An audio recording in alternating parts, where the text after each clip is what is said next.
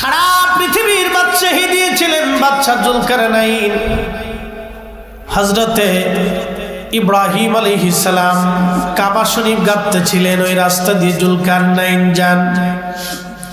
জুলকারনাইন জিজ্ঞেস করলেন, হে আল্লাহ তুমি কে? বলে আমার নাম ইব্রাহিম। খলিলুল্লাহ।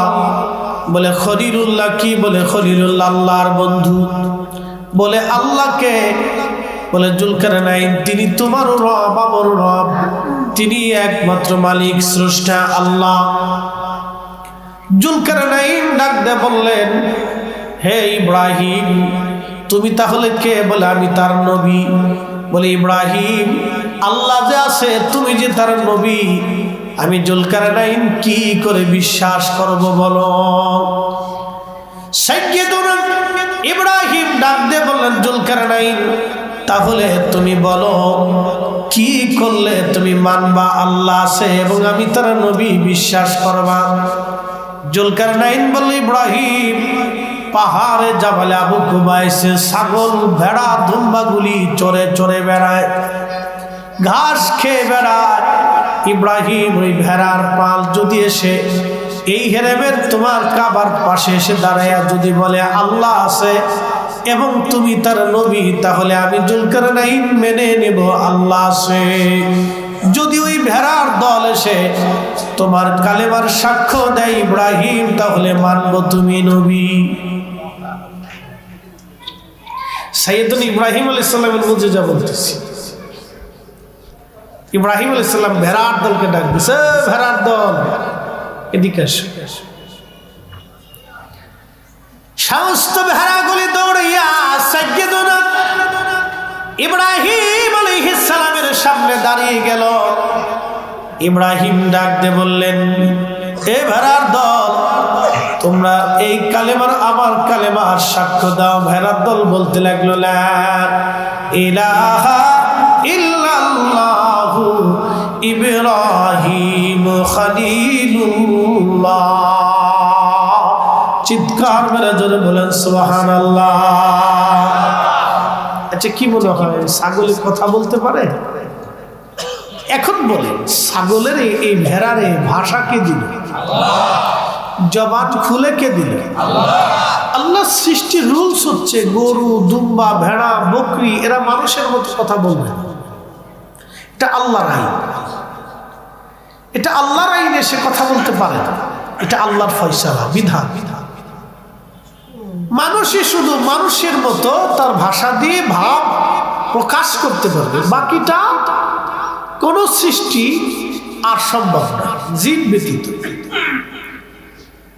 এটা কি করে সম্ভব যে একটা ভেড়া এসে মানুষের মতো জবান খুলে বিশুদ্ধ আরবি ভাষা দিয়ে সাইয়্যিদুনা ইব্রাহিম আলাইহিস সালামের কালেমার সাক্ষ্য দিচ্ছে? জুলকারনাইন বুঝে ফেলছে যা ঠিকই আপনি নবী এবং আল্লাহ আছে। ওই সময় তিনি হেরেমে বসে ইব্রাহিম আলাইহিস সালামের কাছে কালেমা পড়ে মুসলমান হয়ে গেলেন। খলিলুল্লাহ তার জন্য দোয়া করলেন, আল্লাহ তাকে বাদশাহী দিলেন। এই কোরআন শরীফে তার নাম আছে, এই পবিত্র কোরআনে জুলকারনাইনের নাম আছে। আল্লাহ তাকে এত দূর পর্যন্ত বাদশাহী দিলেন যে পৃথিবীতে সূর্য যেখানে অস্ত যায় সেইখান পর্যন্ত তিনি সফর করেছেন। যেখান থেকে সূর্য যে সাগরের থেকে উদিত হয় তিনি সেই সাগরের শেষ সীমা পর্যন্ত পৌঁছিয়েছেন, যা আজও আধুনিক বিজ্ঞানের পক্ষে সম্ভব হয়নি। বুঝে যাবে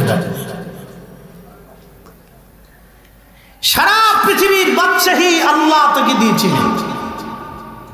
বাদশা জুলকারনাইন কোন কোন বর্ণনাতে আসছে তিনি 1000 বছর পৃথিবী শাসন করেছেন, কেউ বলেছেন 1600 বছর। আমরা 1000 বছরই ধরি বা 800 বছরই ধরি, এটা তো চারটিখানি কথা না। সারা পৃথিবী শাসন করেছে, সারা পৃথিবীতে তিনি ঘুরে বেরিয়েছেন। আল্লাহ ওনাকে একটা ঘোড়া দিয়েছিলেন, এই ঘোড়ার মাধ্যম দিয়ে সারা পৃথিবীতে সফর করতেন। ওনার পরে আল্লাহ আরেকজনকে বাদশাহী দিলেন, তিনি সুলাইমান আলাইহিস সালাম। আল্লাহ তাকে একটা তখ্ত দিয়েছিলেন, সারা পৃথিবী শাসন করেছে। এখন প্রশ্ন করি, জবাব দেবেন, এই শাসন ক্ষমতা কি স্থায়ী না অস্থায়ী? একসাথে বলতে হবে। এই সাভারের ভিতরে শত শত হাজার হাজার কোটি টাকার মালিক আছে না ভাই? বলেন তো, আল্লাহর সিদ্ধান্তের বাহিরে একটা ভাতের দানা বেশি খাওয়ার কোন সুযোগ কারো আছে? ব্যাংকে থাকুক, জমিনে থাকুক, ইন্ডাস্ট্রিতে থাকুক, সে হাজার হাজার কোটি টাকার মালিক হবে, কিন্তু খেতে পারবে না। ফয়সালা কার? একসাথে বলেন, কার? যদি তাই হয়, তাহলে আমি অবৈধভাবে কেন সম্পদ রুটি করবো, রুজি করবো? কথা ঠিক আছে না আমার? আচ্ছা বলেন, কেউ কবরে চলে গেলে আর ফিরে আসার কি কোনো সুযোগ আছে? সনাতনী যারা আছে, আমাদের দেশে হিন্দু ধর্মের যারা আছে, তাদের একটা বিশ্বাস আছে, এটা তাদের বিশ্বাস, আমি কটাক্ষ করবো না, যার যার বিশ্বাস শেষে থাকে। তো তাদের বিশ্বাস হচ্ছে আবার আসিব ফিরে ধানসিঁড়িটির তীরে নবান্নে এ বাংলায় হয়তো শালিকের বেশি। তাদের বিশ্বাস হচ্ছে ভগবান আমাদেরকে আবার পৃথিবীতে পাঠাবে, হয়তো পাখি করে বা কবুতর করে, না হয় কোনো প্রাণী করে বা কোনো পশুকুল করে ভগবান আমাদেরকে আবার পৃথিবীতে পাঠাবে, এটা হচ্ছে তাদের বিশ্বাস। কিন্তু আল্লাহর ফয়সালা অনুযায়ী আর পৃথিবীতে আমাদের ফিরে আসার কি আদৌ কোনো সুযোগ আছে? নাই। ওয়ালাই ইউআখিরাল্লাহু নাফসান ইযা জাআ আজালুহা।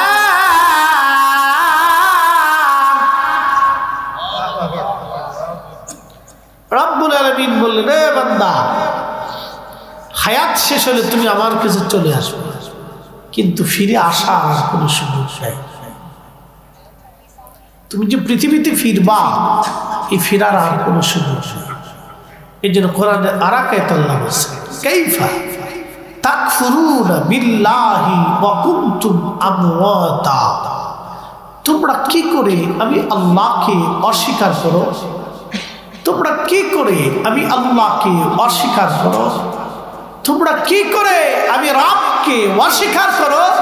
অথচ তোমরা নির্জীব ছিলে, নিষ্প্রাণ ছিলে, দেহহীন ছিলে, অস্তিত্বহীন ছিলে, নামহীন ছিলে, বংশ পরিচয়হীন ছিলে। আমার বয়স 45 বছর আগে এই পৃথিবীতে আমার কোনো অস্তিত্বই ছিল। কি কথা ঠিক আছে না? 100 বছর পরে আমাদের আর কোনো অস্তিত্ব, এখানে যারা বসে আছি আমাদের কারোই থাকবে না। কথা ঠিক আছে না ভাই? 100 বছর এখানে বয়সী কেউ আছে? নাই। তার অর্থ হচ্ছে আমরা যারা এখানে বসে আছি, 100 বছর আগে পৃথিবীতে আমাদের কারোই অস্তিত্ব ছিল না। আবার 100 বছর পরে ঠিকই পৃথিবীতে আমাদের কারোই অস্তিত্ব থাকবে না। এটা চিরসত্য, একবারে চিরসত্য, একবারে চিরসত্য। এটা আমরা বুঝি, কিন্তু আসলে মনে প্রাণে হৃদয়ে ধারণ করি না। আমরা সবাই জানি, কিন্তু ধারণ করি না। প্রিয় সাভারবাসী, রব্বুল আলামিন আমাদেরকে জানিয়ে দিলেন, হে বান্দা, তুমি কি করে আমাকে অস্বীকার করো? অথচ তুমি নির্জীব ছিলে, নিষ্প্রাণ ছিলে, দেহহীন ছিলে, অস্তিত্বহীন ছিলে, শক্তিহীন ছিলে, ক্ষমতাহীন ছিলে, তুমি কিছুই ছিলে না। ফাআহিয়াকুম, তোমার জীবন আমি আল্লাহ দিলাম। আপনি যদি আপনার নিজের স্বাস্থ্যের দিকে তাকিয়ে দেখেন, আপনার নিজের বডিটা আপনার নিয়ন্ত্রণে নাই। শিশুকালে একরকম, কৈশোরে আর এক রকম, বালকে ভিন্ন রকম, যৌবনে আর এক রকম, বৃদ্ধকালে আর এক রকম। এইভাবে আপনার দেহটাই পরিবর্তন পরিবর্তন পরিবর্তন, আপনার ইচ্ছা অনুযায়ী পরিবর্তন করতে পারেন না।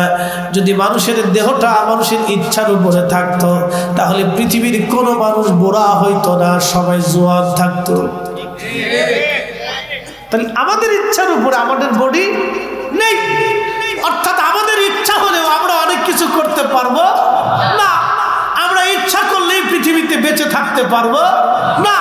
আমরা ইচ্ছা করলেই গরু যেমন 1 মণ খায় প্রত্যেকদিন খেতে পারবো না। প্রত্যেকদিন তিমি 110 মণ খাবার একটা তিমি খায়, আপনি ইচ্ছা করলেই 110 মণ খেতে পারবেন না। চিরসত্য। এর অর্থ হচ্ছে আমরা আমাদের নিয়ন্ত্রণে নেই, আমাদেরকে যিনি নিয়ন্ত্রণ করেন তিনি কে? একসাথে বলেন কে? তাহলে আইন মানব কার? সেজদা হবে কার? জিকির হবে কার? ইবাদত হবে কার? সব আল্লাহর জন্য হওয়া উচিত। একবারে সহজ ভাষা, সুন্দর বক্তব্য আল্লাহ কোরআন থেকে বলতেছে। আমাদের সব কিছু আল্লাহর জন্য হওয়া উচিত। বলুন হুজুর আপনি বলুন, ইন্না সালাতি ওয়া নুসুকি ওয়া মাহইয়ায়া ওয়া মামাতি লিল্লাহি রাব্বিল আলামিন। বন্ধু আপনি বলুন সালাত, কুরবানি, জিন্দেগি, মউত আল্লাহর জন্য। একসাথে বলুন কার জন্য? আমরা সবাই জানি কিন্তু বুঝি কয়জন? এই মাইকের আওয়াজ বহু জায়গা যাচ্ছে, সবাইকে এখানে আসতে পারবে? আল্লাহ আপনাকে পছন্দ করছেন বিদায় ভিতরে নিয়ে আসছে। এই কথাটা সারা জীবন মনে রাখবেন যে আল্লাহ আপনাকে পছন্দ করেন বিদায় মসজিদের কাতারে দাঁড়া করা। আল্লাহ আপনাকে পছন্দ করেন বিধায় আপনাকে জিকিরের মজলিসে বসা। আল্লাহ আপনাকে পছন্দ করেন বিধায় আপনাকে মুসলিম বানিয়েছেন। আল্লাহ আপনাকে পছন্দ করেন বিধায় আপনি এখানে আসছেন। মানে হুজুর এটা কি তাহলে বাকিদেরকে কি আল্লাহ পছন্দ করে নাই? এটা কি বলবেন? ব্যাখ্যা কি? আমি আপনাদেরকে জবাব দিয়ে দিচ্ছি। আমাদের দেশে পাগল আছে না ভাই? পাগল কি ডাইন বাম কিছু বুঝে? বুঝে না। আচ্ছা শিশু বাচ্চা আছে না ভাই, ও কি ডাইন বাম তেমন কিছু বুঝে? বুঝে না। আচ্ছা পাগল ধর্ম সম্পর্কে আল্লাহ সম্পর্কে কিছু বুঝে না। আমাদের শিশু বাচ্চারা ধর্ম কর্ম সম্পর্কে ওরা কিছু বুঝে না। জঙ্গলে আমাজনে বিভিন্ন জঙ্গলে যারা দেখবেন জুগলি আছে, তারাও ধর্ম কর্ম সম্পর্কে কিছু বুঝেন। ভালো আছেন?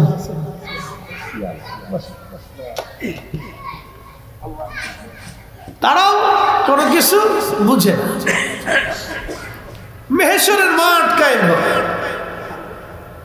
আল্লাহ বিচারপতি, আমরা সব আসামি। আমরা সবাই কি একসাথে বলেন কি? আমরা চিরসত্য, আমরা সবাই আসামি। জীবনে মিথ্যা বলছি, বক্তা শ্রোতা সবাই বলি নেই ভাই, মিথ্যা বলছি। কবিরা গুনাহ করছি, বুকে হাত দিয়ে কেউ বলতে পারবে যে কবিরা গুনাহ হয় নাই? কেউ বলতে পারবে। আপনি কি আর আমি কি? কবিরা গুনাহ করছি, তো কবিরা গুনার পরে তার তো কোনো গুনাহ নাই, এটি সবচেয়ে বড় গুনাহ। তো বড় গুনাহ আপনিও করছেন, আমিও করছি, তা আমরা সবাই কি আসামি? আমরা সবাই আসামি, আপনিও আসামি, আমিও আসামি। আসামি ছাড়া এখানে কেউ নাই, সবাই আমরা আসামি।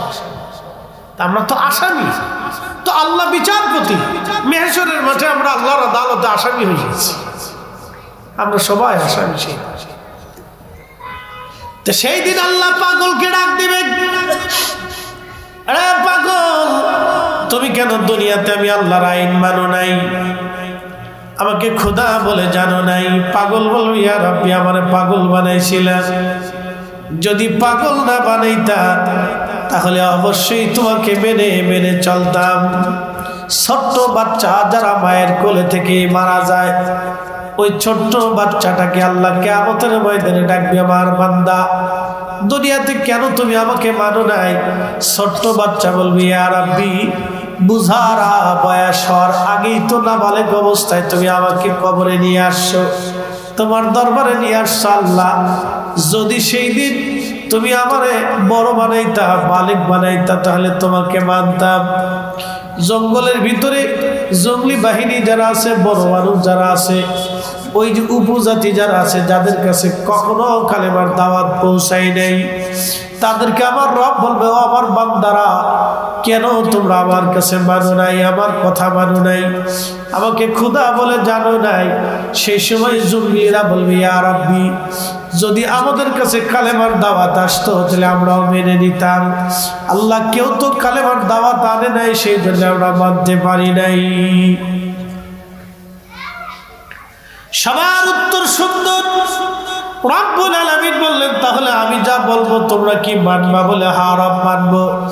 তখনই আল্লাহ বলবেন, এ আমার বান্দারা, এ পাগল যারা দুনিয়াতে পাগল ছিল, এ শিশু, তোমরা যারা শিশু খেলে আমার ডাকে চলে আসছো, এ জঙ্গলের প্রাণী মানুষগুলি তোমাদের কাছে যাদের কালেমার দাওয়াত পৌঁছায় নাই, আমি রব এখনই হুকুম দিলাম, তোমাদেরকে জাহান্নামী বানাইলাম, তোমরা জাহান্নামে চলে যাও। তখন একদল ছুট দিবে, দৌড় দিবে জাহান্নামের দিকে, এক দৌড়াইতে থাকবে, আর একদল দাঁড়ায় থাকবে। আল্লাহ বলবেন, তোমরা দৌড়া দিলে না, হুকুম দিলাম জাহান্নামে যেতে, দাঁড়াই রইছো? বলি, ইয়া রাব্বি, জাহান্নাম বড় কষ্টের জায়গা, কঠিন জায়গা, আল্লাহ ডর করে আপনারা মাফ করে দেন। ঠিক কত বড় সিটা। আল্লাহ ডাক দিবে, হ্যাঁ বান্দা, আমাকে তোমরা দেখেছো, আমার হাসর দেখেছো, জাহান্নাম দেখতেছো, আমি রাব্বে কারীমের সামনে আমি সরাসরি হুকুম দেওয়ার পরও তোমরা আমার কথা না মেনে এখনো দাঁড়ায় রইছো। তাহলে তোমরাই শোনো, দুনিয়াতে যতই শুধু উপদেশের জন্য নবী রাসূল উলামা ফুদালা আউলিয়াত কেরাম যতই তোমাদেরকে নসিহত করতো, তোমরা মানতা না। আমার এই সরাসরি তোমরা মানলা না, দুনিয়াতেও তোমরা মানতা না। অতএব জাহান্নামে চলে যাও, জাহান্নামে চলে যাও, জাহান্নামে চলে যাও, তোমরা জাহান্নামে। যারা জাহান্নামের দিকে দৌড়াবে ডাক দিবে, বান্দা দাঁড়া, তোমরা কেন জাহান্নামে যাও? বান্দারা বলবে, ইয়া রাব্বি, আপনি হুকুম দিছেন, এই জন্য আমরা জাহান্নামে চলে যাচ্ছি। আল্লাহ ডাক দিয়ে বলবে, বান্দা দাঁড়াও, তোমরা জাহান্নামে যাওয়া লাগবে না, তোমরা আমি আল্লাহ হাসরের ময়দানে তোমরা হুকুম মানছ, দুনিয়াতেও তোমরা হুকুম মানতা, আমার বান্দারা যাও, আমি রব্বুল আলামিন তোমাদেরকে জান্নাতি বানাই দিলাম। একবার জোরে বলা যাবে কি আল্লাহু আকবার? আমরা যারা আসছি আমাদের বুলন্দ রুচি, কথা ঠিক আছে না? আল্লাহ পছন্দ করে। একসাথে বলেন, কে পছন্দ করে? আল্লাহ পছন্দ করে, বিদায় ঢুকাইছে। ভাবতে হবে যে আল্লাহ ভালোবাসে, বিদায় ঢুকাই দিছে। আর আপনি যা আসছেন এটাই পরীক্ষায় পাস। মসজিদে যে ঢুকছেন, নামাজ হবে কি হবে না এটার পরে চিন্তা করে, নামাজ হইল কি হইল না এটা পরে চিন্তা করে, কিন্তু আপনি যে আল্লাহর হুকুম মাইনে মসজিদে ঢুকছেন এটাতেই পাস। একসাথে বলবেন আল্লাহু আকবার। আপনার সামনে হারামের টাকা অনেক আসবে, কোটি কোটি টাকা আসবে। কি ব্যাপার, আসে না ভাই? আসে। যারা সাংবাদিকের চাকরি করে তাদের সামনে আসে, যারা পুলিশের চাকরি করে তাদের সামনে আসে, যারা রাজনীতি করে তাদের সামনে আসে, যারা সরকারি আমলা তাদের সামনে আসে, যারা বড় বড় টেন্ডার করে তাদের সামনে আসে। অনেকের সামনে এরকম অবৈধ টাকা অনেক আসে, অনেক অফার আসে, নিজ দিয়ে আসে, অনেক টাকার অফার আসে। বলে আপনি ওই জায়গাটাকে খালি করে দিবেন, দখল করে দিবেন, আপনাকে এত কোটি টাকা দিয়ে দিবেন। অনেক অফার তাদের কাছে আসে। যদি অফারটাকে লাথি মেরে দিয়ে তারা ওই সময় আল্লাহর হালালটাকে মেরে না, ওই মানাটাই তার জন্য সাকসেস, ওই মানার কারণে সে আল্লাহর কাছে কবুল। একসাথে বলবেন আল্লাহু আকবার। এটা এক ধরনের জিহাদ, এটা এক ধরনের অনেক বড় জিহাদ। যারা সাংবাদিকরা মৃত্যুর মুখে নিয়ে সত্য রিপোর্ট করে, আপনি তাকে ছোট করে দেখবেন না, ও মরণের মুখে নিয়ে সত্য রিপোর্ট করতেছে। যেই পুলিশ লক্ষ লক্ষ কোটি কোটি টাকা ঘুষ এক মাসে রেখে সত্য রিপোর্ট করে, বুঝতে হবে এই লোকটা 100% পিওর, সে আপনার চাইতেও পিওর। কারণ সে এক পাশে অর্থ আর এক পাশে হক রাইখা সে হকের উপরে একবারে দায়েম কায়েম, সেই লোকটা 100% পিওর। যে রাজনীতিবিদ কোটি কোটি টাকার অফার থাকার সত্ত্বেও যে অন্যায় বিচার করে না, ন্যায় কাজ করে, বুঝতে হবে এই লোকটা 100% আপনার চেয়ে প্রিয়। কারণ সে আগুন এক পাশে আর এক পাশে মৃত্যু আগুনের পাশে দাঁড়াইয়া সে তার নিজের মৃত্যুকে এবং আগুনকে বরণ করে নিছে, কিন্তু সে মিথ্যাকে বরণ করে নাই। সে আপনার চাইতো আমার চাইতো দামি। এই জন্য আল্লাহ রসুল বলছেন, দুনিয়াতে যে ন্যায় বিচার করবে আল্লাহ হাসরের ময়দানে তাকে আরশে মুআল্লার নিচে জায়গা করে দেবে। আসতে হয়ে গেল না? জোরে বলে। কারণ পৃথিবীতে ন্যায় বিচার করা কিন্তু কঠিন। আপনি ন্যায় বিচার করলে বহু মানুষের শত্রু হবেন। কি কথা কন না কেন? আমাদের দেশের মানুষ কি সবাই ভালো? সবাই কি ন্যায় মানে না? ছেলে অন্যায় করছে, মামলা থেকে ছেলেরে বাঁচানোর জন্য মা চেষ্টা করে, বাবা চেষ্টা করে, মামা চেষ্টা করে, চাচা চেষ্টা করে, খালু চেষ্টা করে, অথচ ছেলে কিন্তু নারী ধর্ষণ করছে। এই বাপের উচিত কি? এই বাবার উচিত তখন ন্যায়ের পক্ষে থাকা, ছেলের পক্ষে না। আল্লাহর বিধান অনুযায়ী যেই ছেলে অন্যায় করবে তখন বাবার দায়িত্ব কোরআনের পক্ষে থাকা, ছেলের পক্ষ না। কি কথা বল না কেন? কিসের পক্ষে থাকা? কোরআনের পক্ষে থাকা, ন্যায়ের পক্ষে থাকা। বাবার উচিত, মায়ের উচিত ন্যায়ের পক্ষে থাকা। তখন দেখবেন ছেলের মহব্বতে পড়ে বহু বাবা কোরআনের পক্ষে না থেকে ছেলের পক্ষে চলে যায়।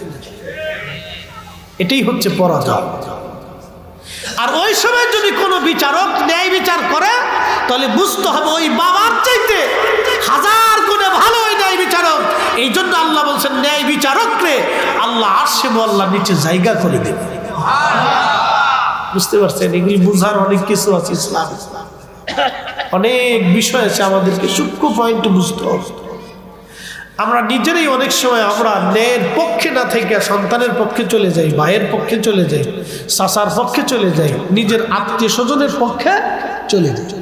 কিন্তু সমাজে ধরেন একটা গন্ডগোল হয়েছে, তখন আপনি কিসের পক্ষে? ছেলের পক্ষে নেবেন না ভাইয়ের পক্ষে নেবেন না ন্যায়ের পক্ষে নেবেন? যদি বলেন হ্যাঁ আমি ন্যায়ের পক্ষে নেব, তাহলে ন্যায়ের পক্ষ যদি নেন তাহলে একবারে নিরপেক্ষভাবে আপনাকে অবস্থানে থাকতে হবে। কথা ঠিক আছে না ভাই? নিরপেক্ষ থাকতে হবে। এগুলো আমাদের একটা সূক্ষ্ম পয়েন্ট। তাহলে এখন বলেন, প্রশ্ন করি, সারা বাংলাদেশের মানুষ যদি ন্যায়ের পক্ষে থাকে, প্রত্যেকটা বাবা যদি ন্যায়ের পক্ষে থাকে, প্রত্যেকটা ভাই যদি ন্যায়ের পক্ষে থাকে, প্রত্যেকটা মা বোন যদি ন্যায়ের পক্ষে থাকে, তাহলে আমাদের দেশে কি আর অন্যায় বিচার হয়? হবে না। কারণ বাবাই যখন ন্যায়ের পক্ষে, তখন সন্তান অন্যায় করছে বাবা নিজেই বিচার করবে যে না, এই সন্তান আমি অবশ্যই ন্যায়ের পক্ষে, সন্তানের পক্ষে না। কথা ঠিক আছে না ভাই? আর বাবাই যখন যায় বলে, চেয়ারম্যান সাহেব এই পোলাটা কিন্তু আমার, আপনি একটু দেখেন, কিন্তু যেমনি হোক সিস্টেম ফিস্টেম করে পোলাটাকে বাঁচানো যায় কিনা। পোলা করছে অকাম, তখনও চেয়ারম্যান সাহেবকে বুঝায় কিছু পয়সা করে দেবেন, এই পোলাটা বাঁচাই দিয়ে। কি বাপের বাপ! এই বাপে আবার মইরে চিন্তা করে বেহেশত পাবো, 80টা হুর নিব, একবারে বেহেশত চলে যেতেছি। শয়তান হাসে আর হুরের চাচা, তোমার মতো সিটা পৃথিবীতে আর নাই, তুমি আমার শুধু বড় সিটা। এই জন্য শোনেন, যেই বিচারক ন্যায় বিচার করে আপনি ভাববেন সে মর্দে মুজাহিদ, সে আগুনের সামনে রেখে ন্যায় বিচার করতেছে। ন্যায় বিচার যখনই করবেন তখনই বহু মানুষ আপনার শত্রু হবে। ন্যায় কথা যখন বলবেন তখন বহু মানুষ আপনার শত্রু হবে। কি কথা কন না কেন? আপনি যখনই ন্যায় বিচার করবেন, ন্যায়ের পক্ষে থাকবেন। যেই সাংবাদিক ন্যায়ের পক্ষে থাকে তার মৃত্যুর ঝুঁকি থাকে, যেই পুলিশ ন্যায়ের পক্ষে থাকে তার চাকরির অসুবিধা থাকে, যেই সরকারি আমলা ন্যায়ের পক্ষে থাকে, ঘুষ খায় না, দুর্নীতি করে না, তার চাকরি নিয়ে, তার প্রমোশন নিয়ে বহু ঝামেলা থাকে। কি কথা কন না কেন? যেই চেয়ারম্যান মেম্বার ন্যায়ের পক্ষে থাকে তার মৃত্যুর ঝুঁকি থাকে, যেই রাজনৈতিক নেতা ন্যায়ের পক্ষে থাকে তার শত্রু বেশি থাকে, তার মৃত্যুর ঝুঁকি থাকে। এই জন্য এই সমস্ত ব্যক্তিরা যারা ন্যায়ের পক্ষে থাকবে, তাহলে বুঝবেন তারা আমাদের চাইতেও দাবি, আবেগদের চাইতেও দাবি। তাদেরকে মর্যাদা দিবেন, সম্মান দিবেন, তারা আলাদা সম্মানে। কারণ তারা পৃথিবীতে না থাকলে তাহলে পৃথিবী অন্ধকার হয়ে যেত, ন্যায় নষ্ট হয়ে যেত, অন্যায় আসতো, আসমান থেকে বৃষ্টি বন্ধ হইতো, জমিনে শস্য উৎপাদন বন্ধ হয়ে যেত, আল্লাহ পাথর নিক্ষেপ করত, সময়ে সময়ে আল্লাহ গজব নিক্ষেপ করত, যদি এই ন্যায় পৃথিবীতে না থাকতো। এই জন্য ন্যায় কাজ করে যারা, তাদেরকে আপনারা বেশি পছন্দ করেন। তারা আমাদের চেয়ে শ্রেষ্ঠ, আল্লাহর কাছে মর্যাদাবান। এগুলো সূক্ষ্ম পয়েন্ট। আল্লাহ আমাদেরকে এগুলি বুঝার তৌফিক দিক, সকলে বলে না আমিন। প্রিয় উপস্থিতি, খুব মনোযোগ দিবেন। বিশ্ববিখ্যাত একজন খলিফা, তার নাম ওমর রাদিয়াল্লাহু আনহু। আপনারা নাম শুনেছেন হযরত ওমরের। যদিও এর কথা আসছে, আপনি যদি চিন্তা করেন আমাদের দেশে কতজন মানুষ আছে, কতজন মুসলমান আছে, মুসলমানের হিসাব পরে করেন মানুষ কয়জন আছে, আপনি হিসাব করেন মানুষ কয়জন আছে। বলে হুজুর মানুষ কিভাবে চিনব? যদি মানুষ চিনতে চান তাহলে টাকা হাওলাত দিবেন, মানুষ যদি চিনতে চান দোকানে বাকি দিবেন, মানুষ যদি চিনতে চান তাহলে আপনি আপনার নিজের যুবতী কন্যাটাকে রাত 10টার সময় রাস্তায় ছেড়ে দিয়ে বলবেন তুমি ঢাকা গাবতলী থেকে ঘুরে আসো, তাহলে বুঝবেন যে দেশে মানুষ কয়টা আছে। আর যদি আরো মানুষ চিনতে চান তাহলে ঘরের দরজা খুলে ঘুমাবেন, তাহলে আপনি মানুষ চিনবেন যে কত মানুষ আছে দেশে। কি কথা কন না, কত মানুষ আছে দেখবে যে খালি দরজা জানলা খুলে ঘুমাই থাকবে, আর বেশি কিছুর দরকার নেই, তাহলে দেখবে যে মানুষ কত আছে। তো যদি আরো বুঝতে চান তাহলে মসজিদের দরজা জানলা খুলে রাখবেন, তারপরেও বুঝবেন যে মানুষ খারিফ হয়। মসজিদের টাকা তার কুত্তায় চুরি করে না, এটা মানুষই করে। কোনো হিন্দু চুরি করে না, এটা মুসলমানেরই করে। কি কথা কর না কেন? কোন হিন্দুর কলিজায় সাহস হয় না যে মুসলমানের মসজিদে চুরি করবে। হিন্দুরা এটা সাহস করে, এটা ভারতে করতে পারে কিন্তু বাংলাদেশে করে না। মুসলমানই চুরি করে, আল্লাহর ঘর মসজিদে চুরি করে। ছি ছি ছি, মুসলিম কল্পনা করতে পারবেন? এটাও আছে। এই জন্য মানুষ, আপনি মুসলমানের হিসাব পরে করেন, আগে মানুষের হিসাব করেন যে মানুষ কয়জন আছে, তাহলে বুঝতে পারবেন যে মানুষ কয়জন। এই জন্য এর ভিতরে যারা ভালো কাজ করে, ভালো মানুষ আছে, তাদেরকে গুরুত্ব দিবেন, মর্যাদা দিবেন, সম্মান দিবেন, যেন এরা মানুষ। হাজার ভেজালের ভিড়ে যদি কোনো ব্যক্তি ন্যায় বিচার করে তাহলে বুঝবেন এটা অনলি 1% মানুষ, তাকে সম্মান করবেন যে না একটা মানুষ। যেই লোকটা এখনো একটা মানুষ, যে খোলাফায়ে রাশিদের নীতিতে সে এখনো বহাল আছে, যে ন্যায় কথা বলে, সত্য কথা বলে, ন্যায়ের পক্ষে থাকে, এই লোকটা মানুষ, তাকে সম্মান করবেন, হাজার শ্রদ্ধা করবেন, যেন একটা মানুষ। আমি আপনাদেরকে চিনাই দিয়ে দিচ্ছি, আমাদের দেশে কত মানুষ আছে জানেন? কত ভাই আছে নিজের বোনের জমি বুঝাই দেয় না, অথচ টুপি মাথায় দিয়ে মসজিদের কাতারে প্রথম কাতারে নামাজ পড়ে। কি কথা কর না কেন? আমাদের তো আলেম, আমার কাছে অনেক মানুষ দোয়ার জন্য আসে, কতজন কান্দে যে হুজুর একটু দোয়া করে যে আমার জমি পাইনি। ভাই সেই দিন একজন কাঁদতে কাঁদতে অস্থির হয়ে যেত, এক বৃদ্ধা মহিলা, আমার ভাই আমাকে ঠকাই দিছে, আমার জমি আমার ভাই আমার বুঝাই দেন, এতটা বছর আমি গরিব মানুষ। আপনি তার কথা শুনলে গা শিহরে উঠবে যে করেটা কি? নিজের মায়ের পেটের ভাই তার বোনকে জমি 30 বছর ধরে বুঝাই দেয় না। আপনি কল্পনা করতে পারবেন? গা শিহরে ওঠার মতো কথা। আবার এই বিষয় নিয়ে যদি আপনি আদালতে মামলা করেন তো মামলা 30 বছর চলে। এখন আমি আপনাদেরকে একটা সূক্ষ্ম পয়েন্টে প্রশ্ন করি, জবাব দিবেন তো। বনে জমি পায়, এটা একবারে আল্লাহর আইনে বলেন আর সরকারের আইনে বলেন, বাবার অর্থ বনে পাবে, সন্তান পাবে। কথা ঠিক আছে না ভাই? কার অর্থ পাবে? বাবার সম্পদ সন্তান পাবে, আল্লাহর আইনেও পাবে, সরকারের আইনেও পাবে। তাহলে বনে মামলা করলো যে আমি আমার বাবার উত্তরাধিকার সূত্রে এই এই সম্পদ পাই, আমার ভাই দেয় না। এই মামলা 10 বছর চলার কি আছে? তো 7 দিনে শেষ হয়ে যাওয়ার কথা। কি কথা ঠিক আছে না? আদালত 10 বছর নিবে কেন? আমার প্রশ্ন হলো এটা, আদালত কেন 10 বছর এই মামলা নিবে? এটা তো 7 দিনে শেষ হবে। 7 দিনে বিচারক পুলিশ প্রধানকে ডেকে বলবেন এই উনি আল্লাহর আইনে, সরকারের আইনে বাবার সন্তান, সে সম্পদ বুঝে পায়, এত শতাংশ সম্পদ সে পাবে। আপনি পুলিশ প্রধান অথবা আপনি ওসি সাহেব, আপনি উপস্থিত থেকে তার সম্পদ ভাগ বাটোয়ারা করে বুঝিয়ে দিয়ে, আপনি অত তারিখে বুঝিয়ে দিয়ে আসে, আমাকে রিপোর্ট পেশ করবেন, শেষ। এই আদালতে যাও, হে এনে যাও, হে এনে যাও, হে এনে যাও, আগামীকাল রায়, 3 মাস পরে রায়, 6 মাস পরে আবার কোর্ট, 10 মাস পরে কোর্ট। কি এক পাগলের দেশে বাস করতেছে রে ভাই, এগুলো চলতেছে।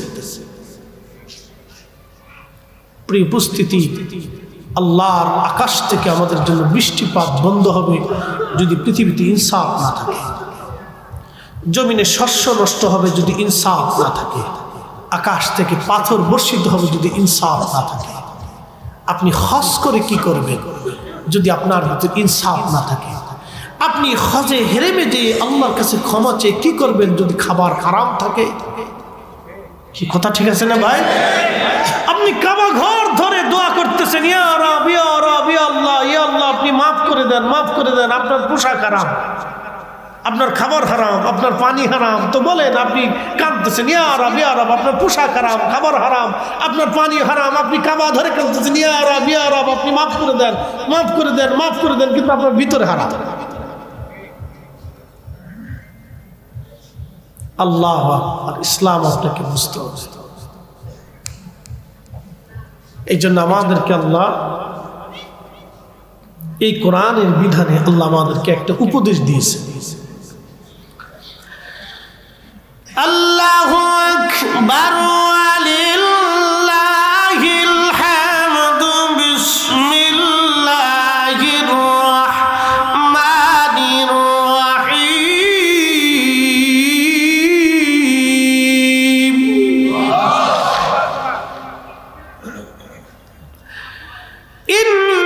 ইন্নাল্লাহা ইয়া'মুরু বিল আদলি ওয়াল ইহসানি ওয়া ইতাইযিল কুরবা।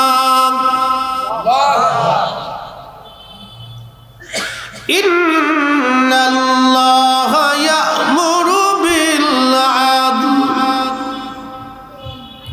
নিশ্চয়ই আমি রব তোমাদেরকে হুকুম করলাম তোমরা পৃথিবীতে ন্যায় কাজ করবা,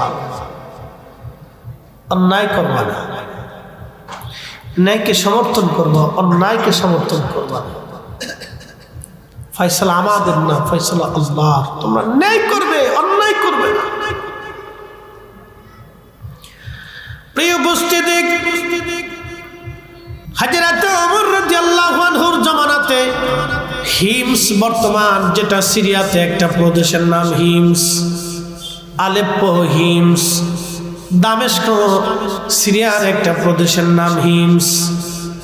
এই হিমস প্রদেশে হযরত ওমর একজন গভর্নর পাঠালেন। গভর্নরের নাম সাইদ ইবনে আমির রাদিয়াল্লাহু আনহু। রাসূল কারীমের সাহাবী,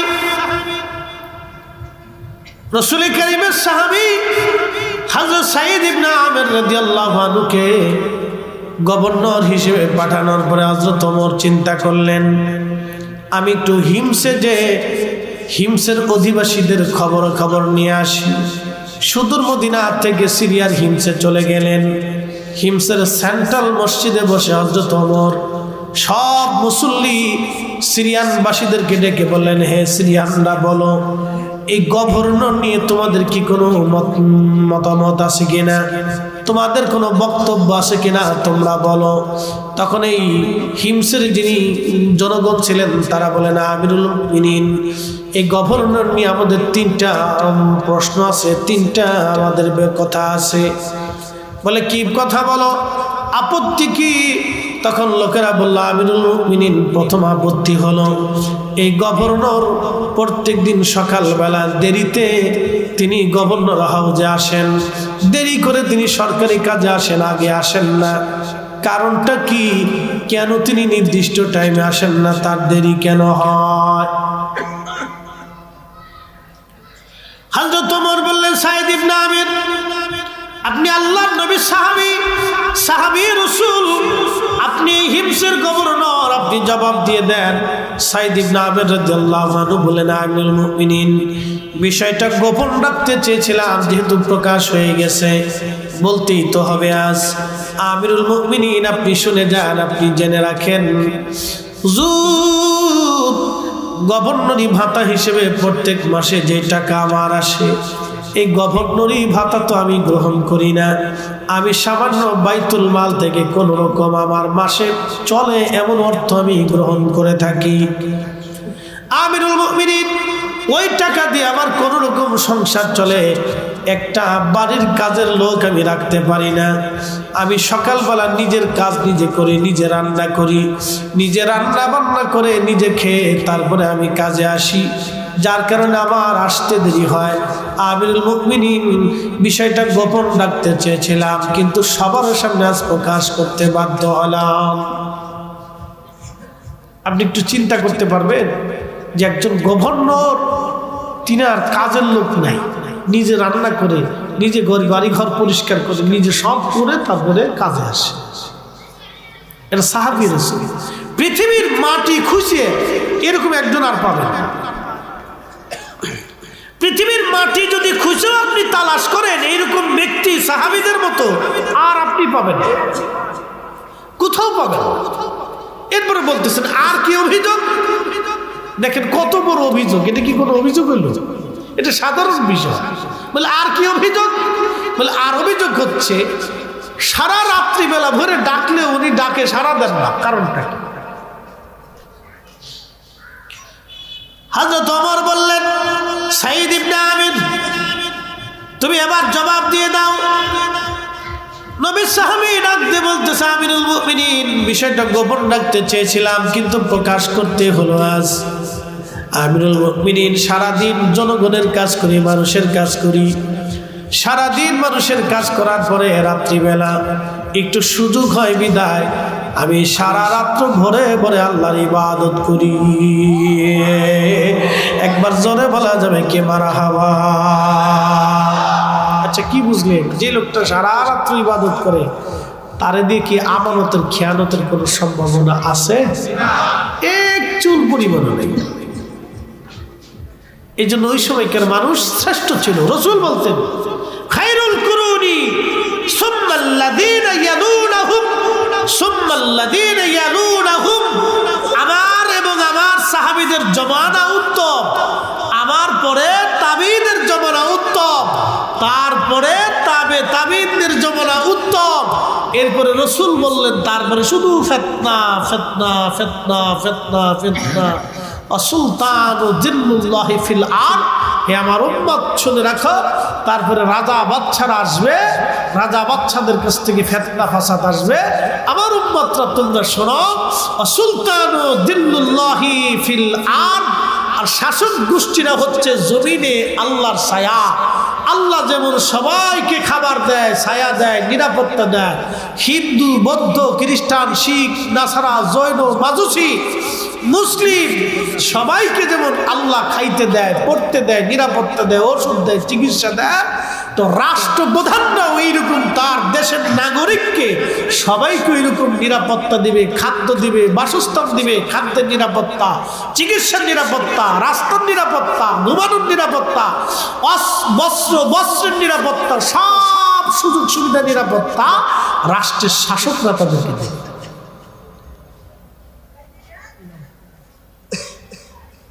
আল্লাহ রসুল শাসক গোষ্ঠী কেমন হবে সেটাও 1450 বছর আগে বলে দিয়ে গেছে, যে শাসকদের আচরণ কেমন হবে সেটাও বলে দিয়ে গেল, যে সে সবাইকে সমান চোখে দেখবে।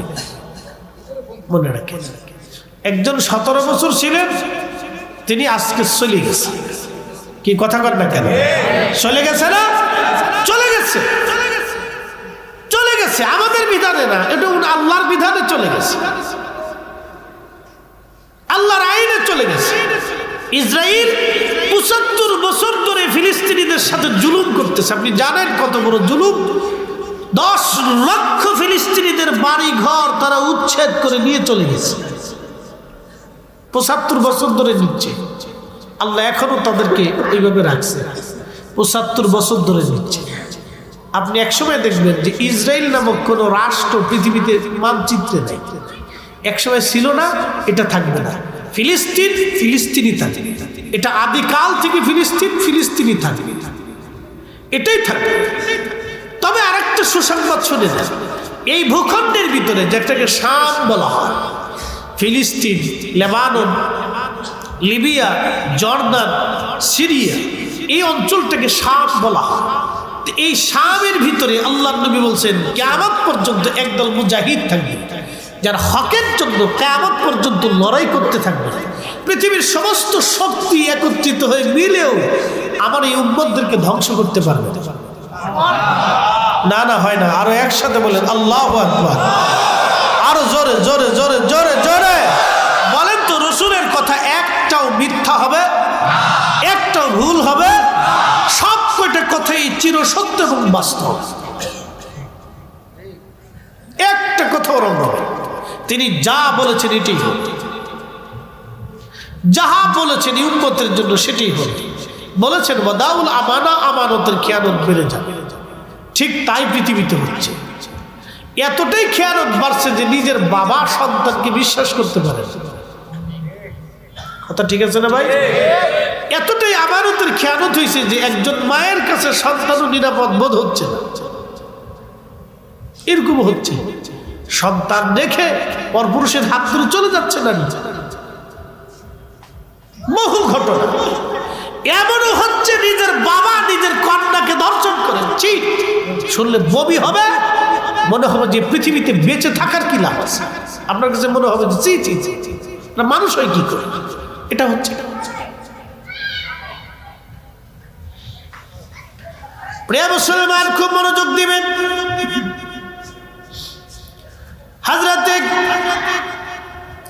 সাঈদ ইবনে আমির রাদিয়াল্লাহু আনহু তিনি জবাব দিলেন, আমিরুল মুমিনিন, সারা রাত আমি আল্লাহর ইবাদত করি, সারা রাত ঘুমাই না।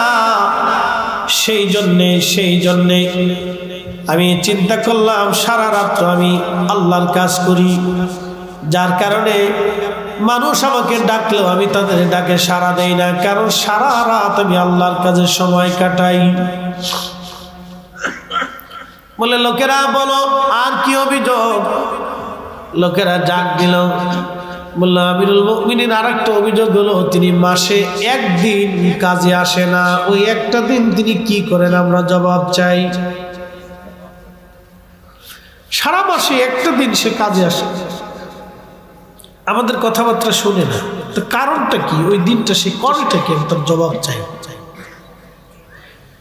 খলিফা বললেন, সাঈদ ইবনে আমির আপনি বলেন।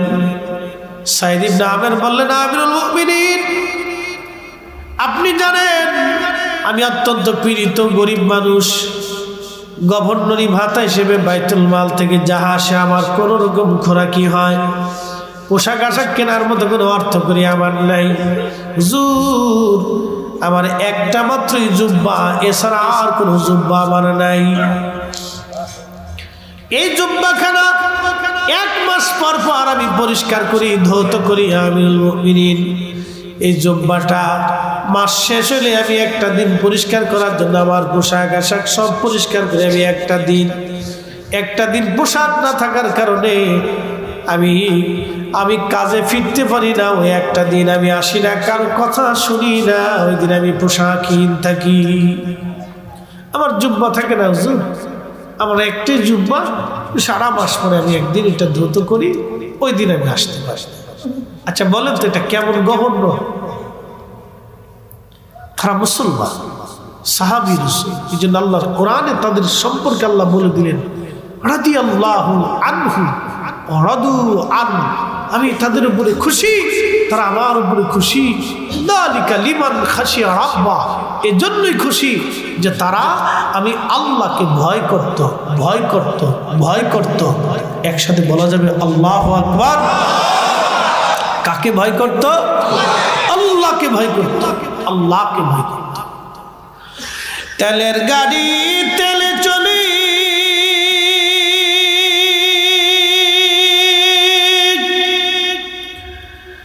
হাওয়ার গাড়ি হাওয়ায় উড়ে, বিনা তেলে চালাই গাড়ি নবী সুলাইমান।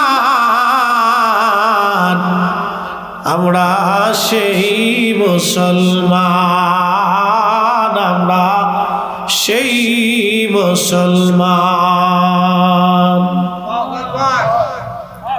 নবীর একজন সাহাবী ছিলেন সালমান ফারসি রাদিয়াল্লাহু আনহু। 250 বছর হায়াত পাইলেন। উনি ইরাকের একজন গভর্নর ছিলেন। সারা মাসে গভর্নরি ভাতা ৬,০০০ রিয়াল আসতো, ৬,০০০ দিরহাম আসতো, তৎকালীন জমানায় ৬,০০০ টাকা। যেদিন বেতন পাইতেন ওই দিন সকালবেলা সবাইকে ডেকে ফজরের নামাজের পরে ইরাকের সমস্ত গরিব মানুষদেরকে ডেকে ডেকে ডেকে ডেকে ৬,০০০ টাকার সব গরিব মানুষকে সমানভাবে বন্টন করে দিতেন। জোরে বলা যাবে না মারহাবা। সাহাবী রাসূলের ইন্তেকালের সময় চোখের পানিগুলি বে বে বে বে পড়ে যাচ্ছে। সাহাবীরা বললেন, হুজুর আপনি রাসূলের সবচেয়ে বয়োবৃদ্ধ সাহাবী, আপনি চোখের পানি ফেলে ফেলে কেন কাঁদেন? কি জন্য আপনি কাঁদেন গো? সালমান ফারসি বলে, সাহাবীরা রে, আমি কিয়ামতের ময়দানে রাসূলের সামনে কোন চেহারা নিয়ে দাঁড়াবো বলো? বলে কেন, কি হয়েছে? বলে আমার নবী ইন্তেকালের সময় সব সম্পদগুলি আল্লাহর রাস্তায় দান করে দিয়ে গেছে, একটা কোটি সম্পদ নবী দুনিয়াতে রেখে যান নাই। এখন আমার কত সম্পদ জমা হয়ে গেল, কিয়ামতের ময়দানে আমি আমার রাসূলের সামনে কোন মুখ নিয়ে দাঁড়াবো? যদি রাসূল জিজ্ঞাসা করে কি জবাব আমি দেব বলো?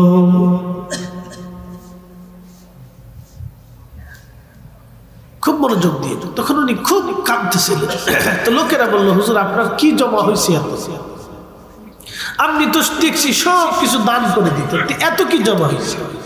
আমার এত মাথার পাগড়ি আছে, একটা আবা আছে, একটা জুব্বা আছে, একটা লাঠি আছে, কাঠের লাঠি, একটা কাঠের পিয়ালা আছে, আর একটা কাঠের কাপ আছে, গিলাস আছে।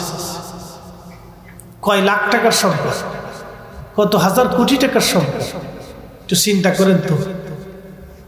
বিগত ১৭ বছরে যারা হাজার হাজার কোটি টাকা চুরি করে বেগম পাড়ায় বাড়ি বানাইলো, সুইজারল্যান্ডে পাচার করলো, তাদের অবস্থা কি হবে একটু চিন্তা করেন তো। ও তো খেয়ে যেতে পারবে না, ওর ছেলে খাবে না মেয়ে খাবে? কেউ খাইতে পারবে। ছেলে কত খাবে? আর কিয়ামতের ময়দানে ছেলে তাকে সুপারিশ করবে? হাই হাই কি আফসোস। শোনেন, দুনিয়াতে যারা সন্তানের জন্য হারাম উপার্জন রেখে চলে যায়, তাদের মতো বোকা পৃথিবী তার একটাও নাই। করোনার সময় বহু ধনী মারা গেছে, সন্তান বাবার জানাজাতেও যায় না, স্ত্রী স্বামীকে দেখতে যায় না। যে স্ত্রীর জন্য স্বামী হারাম উপার্জন করে, ওই স্বামী বোকা। এর মতো বোকা পৃথিবীতে আর কেউ নাই। কি কথা কর না কেন? চির সত্য কথা বলছি, এর মতো বোকা পৃথিবীতে আর কেউ নাই। এর মতো বোকা পৃথিবীতে কেউ নেই। সাহাবী রাসূল কাঁদতেছিলেন, বলতেছিলেন আমার একটা পাগড়ি, একটা জুব্বা, একটা আবা, একটা লাঠি, একটা পানির পিয়ালা, আর একটা পানির খাবারের বাসন, তাও কাঠের। বলেন কত টাকার সম্পদ হবে আপনি হিসাব করেন। কাঁদতেছে, বলি এত কিছু জমা হয়ে গেল, আমি রাসূলের সামনে কি জবাব দেব বলো তো? সাহাবী, এই জন্য আল্লাহ রাসূল বলতেন, আল্লাহ আল্লাহ ফিয়া সাহাবী, আল্লাহ আল্লাহ ফিয়া সাহাবী। হে আমার উম্মত, সাহাবীদের ব্যাপারে তোমরা সতর্ক থাকবে, সাহাবীদের ব্যাপারে আল্লাহকে ভয় করবে। লা তাত্তাখিদুহুম গারাদাম মিন বাদি, আমার ইন্তেকালের পরে আমার কোন সাহাবী সম্পর্কে সমালোচনা করবে না, বাজে কথা বলবে না, তাদের ত্রুটি অন্বেষণ করবে না, খাতা বের করবে না, তাদের ভুল ধরবে না। মান আহাব্বাহুম ফাবিহুব্বি আহাব্বাহুম ওয়া মান আবগাদানি ফাবিবুগদি আবগাদাহুম। যে তাদেরকে ভালোবাসবে সে আমি রাসূলকে ভালোবাসবে, যে তাদেরকে গালি দিবে সে আমি নবীকে গালি দিবে, যে তাদেরকে কষ্ট দিবে সে আমি রাসূলকে কষ্ট দিবে, যে তাদেরকে ভালোবাসবে সে আমি রাসূলকে ভালোবাসবে। একসাথে বলা যাবে মারহাবা। এটা কারা? সাহাবী। জোরে বলেন কারা? জোরে বলেন তারা কারা? সাহাবী। সাহাবী। চিন্তা করতে পারছেন? সে কাঁদতেছে, আমি গেলে কি করবি? তখন তিনি ওসিয়ত করে বললেন, আমার ইন্তেকালের পরে আমার এই জুব্বার আবার যে কাপড়টা আছে, এটা দিয়ে তোমরা আমার কাফনের কাপড় বানাবা, পাগড়ির কাপড় দিয়ে আমার কাফনের কাপড় বানাবা। বাকি যত কাপড় থাকে এটা গরিব মানুষকে দান করো। আমার কাঠের পেয়ালা, পানির পেয়ালা, হাতের লাঠিটাও গরিব মানুষকে দিয়ে দেব। আমি দুনিয়াতে কিচ্ছু রেখে কবরে যেতে চাই না। আমি রসুলের সামনে কি জবাব দেব যদি রসুল আমাকে জিজ্ঞাসা করে? এই জন্য তিনি আশিক রসুল ছিলেন। আশিক রসুল হযরত ওয়াসাল কারনী, আশিক রসুল হযরত সালমান ফারসি রিদওয়ানুল্লাহি তাআলা আলাইহিম আজমাইন। সাহাবী। রোম সম্রাট কিছু সৈন্য যুদ্ধে ধরে নিয়ে গেল। তো তাদের মধ্যে হযরত ওমরের জমানাতে রোমানরা মুসলিমদেরকে ধরে নিয়ে গেল। তাদের মধ্যে একজন সাহাবী ছিলেন আব্দুল্লাহ ইবনে হুযাইফা। আব্দুল্লাহ ইবনে হুযাইফাকে ধরে নিয়ে গেছে। তো রোম সম্রাট শুনছে যে বন্দী সৈন্যদের ভিতরে রসুলের একজন সাহাবী আছে। তো রোম সম্রাট রসুলের অনেক অনেক মুজেজা কথাবার্তা অনেক কিছু শুনছে। আরো শুনছে যে সাহাবীরা খুব তেজদীপ্ত, খুব ঈমানওয়ালা, খুব বিশ্বাসীওয়ালা, খুব ইয়াকিনওয়ালা। তারা ধরন, চেহারা, স্বাস্থ্য দেখতে তারাই ভিন্ন রকম। এখন রোম সম্রাটের ইচ্ছা হলো তাহলে আমি একটু সাহাবী টেস্ট করে দেখতে চাই, সাহাবী দেখতে চাই। একসাথে বলে আল্লাহু আকবার। এখানে বসে আছেন, পছন্দ কার? না না, জোরে বলেন কার? এর চাইতে লক্ষ গুণ মানুষ কিন্তু সাভারে আছে। এই অঞ্চলে 100 গুণ মানুষই সাভারে আছে। এখানে আমি আসবো আমি জানি না। আমার সেই দাখিলের ক্লাসমেট, আমার বন্ধু যেন আবুল কালাম ভাই, আমরা একই এলাকার ছেলে, একই ওয়ার্ডে। আমরা দাখিল সেকশনে একসাথে পড়াশোনা করছি। বন্ধু এখন ইসলাম ব্যাংকে চাকরিতে, তা আমি এই লাইনে চলে আসছি। আমার সেই বহু বছর পরে আমার মসজিদে গেছে যে দোস্ত আমার একটু সময় দিত। তা আমি তো প্রোগ্রাম আমার আজকে লাগে টাঙ্গাইলের ঘাটাইলে, আমি ওখানে 11টা 11:30 মাইক ধরবো, ওই বাদ আসা একটু সুযোগ দেওয়া দরকার। আসেন, বাদ আসে আসে। আরো সাথে আর কয়েকজন মেহমান গেছিল, আমি যদিও তাদেরকে সমাদর করতে পারিনি, কিন্তু তো তখন আমি চিন্তা করলাম ঠিক আছে দেবো ইনশাআল্লাহ। শোনেন, একটা কথা বলি, আমরা যেই পীরের মুরিদ হই না কেন, দিন শেষে এটাকেই মানতে হবে। কি আসতে বলেন কেন? জোরে বলেন না না, একসাথে বলেন। আপনি যেই দল করেন না কেন, দিন শেষে কিন্তু এই কিতাব আপনাকে মানতেই হবে। এর বাহিরে এক চুল পরিমাণ গেলেও হবে কথা কন না কেন? হবে না, এটাকে মানতে হবে। এখানে যেটা হালাল আছে সেটা হালাল, যেটা হারাম আছে সেটা হারাম, যেটা বৈধ আছে সেটা বৈধ, যেটা অবৈধ আছে সেটা অবৈধ। কথা ঠিক আছে না ভাই? এটা সব মুসলিমদের জন্য সমান, সব পীরের মুরিদদের জন্য সমান, সব তরিকার মানুষের জন্য এটা সমান। যে মানে সে ঠিক, যে মানে না সে বেঠিক। কি কথা কন না কেন? কথা ক্লিয়ার না ভেজাল আছে? একবারে ক্লিয়ার যে এটা মানে সে ঠিক, যে মানে না সে বেঠিক। সে যদি বলে যে আমি হযরত বরফির আব্দুল কাদের জিলানীর মুরিদ, তাও মানা যাবে, কারণ বরফির আব্দুল কাদের জিলানী কোরআন ছাড়া না। কি কথা কন না কেন? রাসূলের সুন্নাহ ছাড়া না। তো মনোযোগ দিয়ে, এই যে রোম সম্রাট নবী সাহাবী আব্দুল্লাহ ইবনে হুযাইফাকে ডেকে নিয়ে গেলেন। সভাসদ, রাজা বাদশাদের সভাসদ তো বুঝেন, তিনি সিংহাসনে বসে আছেন। সামনে বন্দী সাহাবী এবং বন্দী সেনাদেরকে ধরে নিয়ে আসছে। রোম সম্রাট বললেন, এদের মধ্যে কয়েকজনকে হত্যা করেন আর সাহাবী রাসূলকে এক পাশে রেখে দেন। আব্দুল্লাহ ইবনে হুযাইফাকে এক পাশে দাঁড়া করায় রাখলেন। আব্দুল্লাহ ইবনে হুযাইফার সামনে কয়েকজনকে শহীদ করা হলো, কতল করা হলো, তাদের শিরচ্ছেদ করা হলো। বুঝতেই পারতেছেন যে একজন সেনার সামনে একজন সেনাকে যখন হত্যা করা হয় তখন তার হৃদয়ের মধ্যে কেমন কাজ হতে পারে। তখন আব্দুল্লাহ ইবনে হুযাইফাকে রোম সম্রাট বললেন, আপনি শুনেছি আপনি বলে রাসূলের সাহাবী, নবীর সাহাবী। বলতে যে হ্যাঁ আমি রাসূলের সাহাবী।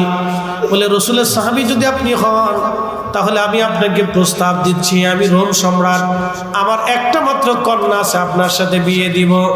যদি আপনি রাজি হন আপনার সাথে আমার মেয়েটাকে বিয়ে দিব, এবং আপনাকে খ্রিস্টান হতে হবে।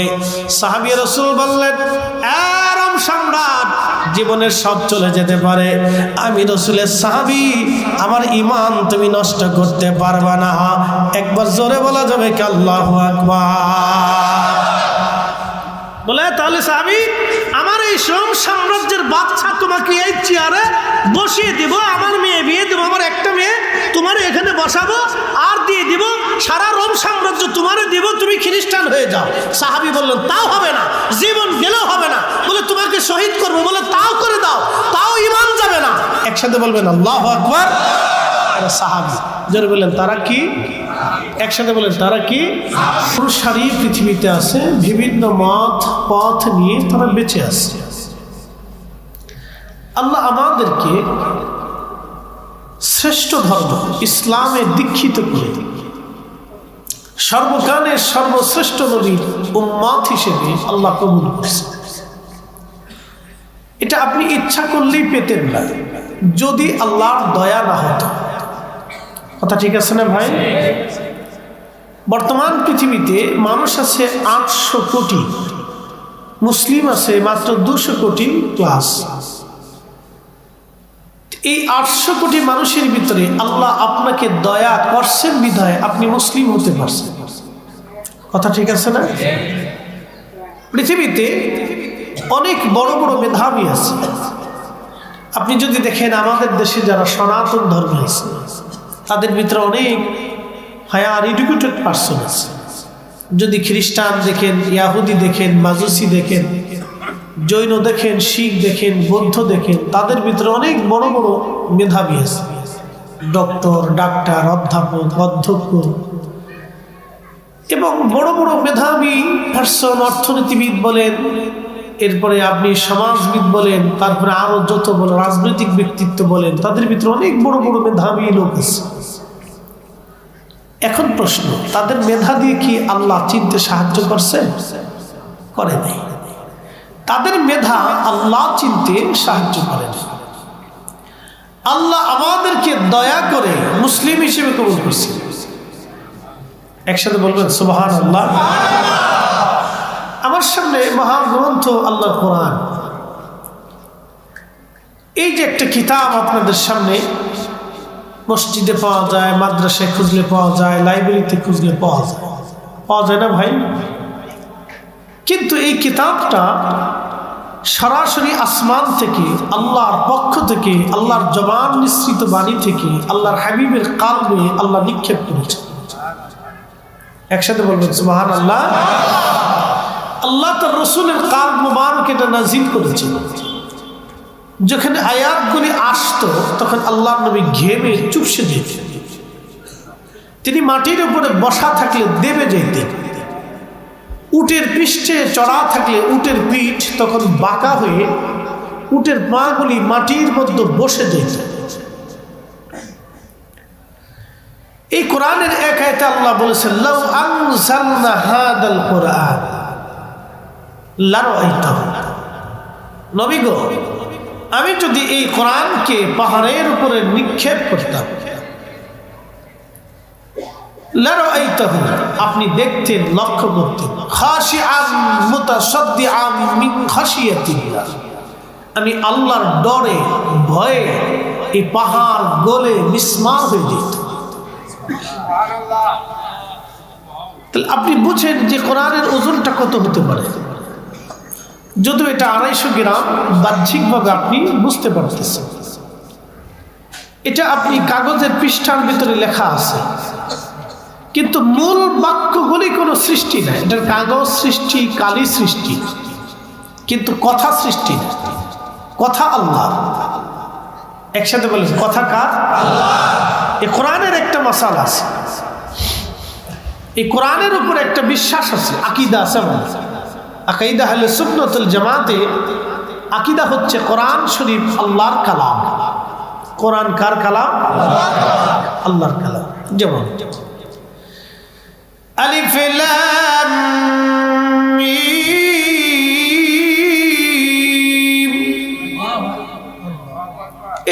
তিনটা হরফ, আলিফ লাম মিম। এই শব্দগুলি পৃথিবীর কোনো ব্যক্তির, কোনো সাহিত্যিকের, কোনো কবির লিখিত নাই। যালিকাল কিতাবু লা রাইবা ফীহি হুদাল লিল মুত্তাকিন।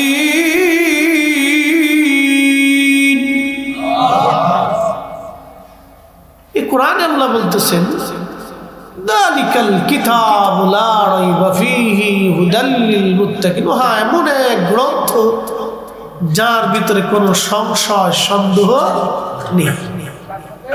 আচ্ছা বলেন তো, আজও পর্যন্ত কি এই কালামের কোনো ব্যত্যয়, কোনো ভুল, কোনো ত্রুটি, কোনো আইব আজ পর্যন্ত কেউ ধরতে পারছে? পৃথিবীর বহু মেধাবীরা বহু বছর সাধনা করেছে, দেখি কোথাও কোনো ত্রুটি ধরা যায় কিনা, কিন্তু আদতেও সম্ভব হয় না। আপনারা জানেন, বিজ্ঞান বলতেছে যে একজন মানুষ হাতের ইশারা করলো আর চাঁদ দ্বিখণ্ডিত হলো, এটি কি করে সম্ভব? কিন্তু কিছুদিনের গবেষণার ভিতরে এটির নিউজেও গত পরশুদিন খবরে দেখলাম, সারা বিজ্ঞানীরা গবেষণা করে পেয়ে গেল যে একসময় চাঁদ পৃথিবীতে দ্বিখণ্ডিত হয়েছিল, চাঁদের মাঝখান থেকে একেবারে পুরাপুরি একটা ফাটল দৃশ্যমান। একসাথে বলবেন আল্লাহু আকবার। ইসলামের নবী 1450 বছর আগে মক্কাতে দাঁড়িয়ে চাঁদের দিকে ইশারা করে বললেন, হে চাঁদ, তুমি আল্লাহর হুকুমে দ্বিখণ্ডিত হয়ে যাও। চাঁদ কাঁপতে লাগলো, কাঁপতে কাঁপতে দ্বিখণ্ডিত হয়ে পাহাড়ের দুই পাশে যে চাঁদ, দুটুকরো চাঁদ কাঁপতে শুরু করলো, থরথর করে কাঁপতে লাগলো। একসাথে বলবেন আল্লাহু আকবার। নবীদেরকে আল্লাহ মুজিজা দিয়েছেন। কেন? যদি মুজিজা না দিতেন তাহলে মানুষ বলতো সে যে নবী, তার প্রমাণ কি? সে যে নবী, তার প্রমাণটা কি? প্রমাণকে সাবমিট করার জন্য আল্লাহ নবীদেরকে নবুয়ত দিয়েছে। সাইয়্যিদুনা ইব্রাহিম আলাইহিস সালাতু ওয়াস সালাম হেরেম গাঁথতে ছিল, কাবা শরীফ গাঁথতে ছিল। তো রাস্তা দিয়ে পৃথিবীর একজন বাদশা যাচ্ছিলেন, তার নাম বাদশাহ জুলকারনাইন। আমাদের দেশের ঐতিহাসিক বা বর্তমান পৃথিবীর ঐতিহাসিকরা বলেন তিনি বাদশাহ দ্য গ্রেট আলেকজান্ডার। না, এটা ভুল। আলেকজান্ডার আরো বহু পরে। আলেকজান্ডারের আগে পৃথিবীর একজন বাদশা ছিলেন, তিনি হযরতে বাদশাহ জুলকারনাইন। পৃথিবীর প্রত্যেকটা ইঞ্চি মাটির বাদশাহী আল্লাহ তাকে দিয়েছে। একসাথে বলেন আল্লাহু আকবার। না না, হয় না, আরো জোরে বলেন, আরো আগে জোরে। 5ই আগস্টের আগে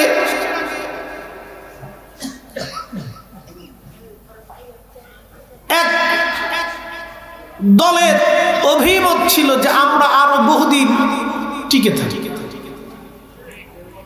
কিন্তু এখানের ফয়সালা হলো কুলিল্লাহুম্মা মালিকাল মুলক, আমি তামাম সৃষ্টির মুলকের মালিক।